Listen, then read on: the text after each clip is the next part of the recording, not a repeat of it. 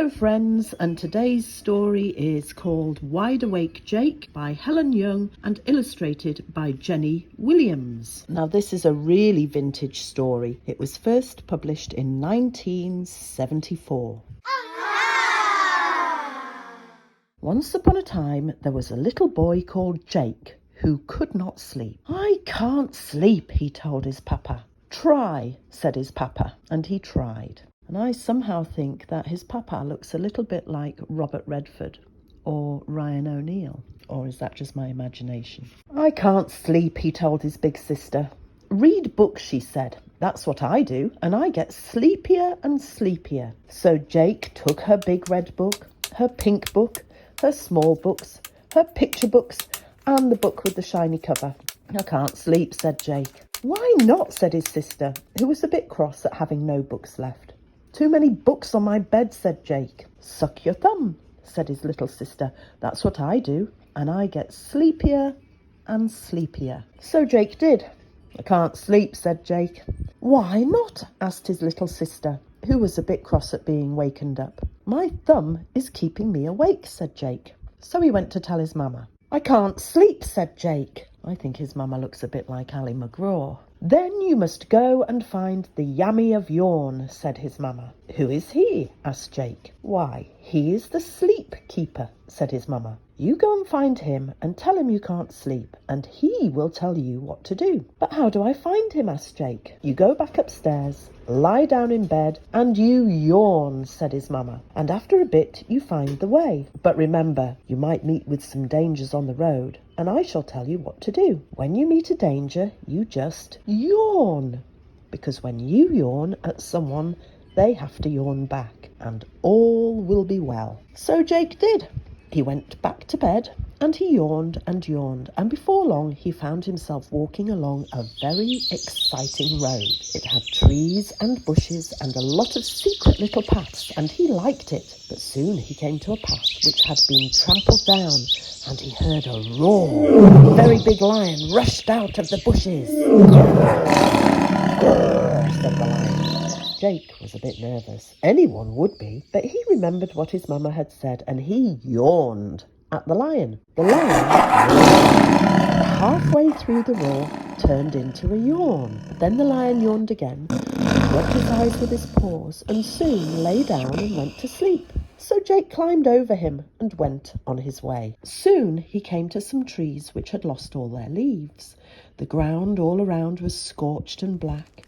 Jake listened, and he could hear some crackling as though something were burning, and suddenly there stood a dragon breathing fire. Jake was a bit nervous. Anyone would be. But he remembered what his mama had said, and he yawned at the dragon. And the dragon yawned back, and when he did, all the air rushed into his mouth and put out his fire. A dragon without fire isn't a bit frightening, and the poor beast ran away, yelping, into the trees, and Jake went on his way. Soon the ground all around him began to tremble. Thump, thump, thump. He heard, and he knew what it was. It was a giant! And then he saw him, as big as a house and rather fierce. When the giant saw Jake, he began to say, "Fee-fi-fo-fum," which is what giants do say. Jake was a bit nervous. Anyone would be. But he remembered what his mama had said, and he yawned at the giant. And the giant yawned back once, then twice, then and he rubbed his eyes and fell down, crash, fast asleep. So Jake climbed over him and went on his way. In the distance he saw a marvellous castle with a long, winding mountain path up to its drawbridge, and he knew it was the home of the Yummy of Yawn. Jake was very pleased, but when he got to the castle gates there was a guard with a sword, and he said, "Halt! Who goes there?" "Jake," said Jake. "Have you an appointment?" asked the guard in a fussy way.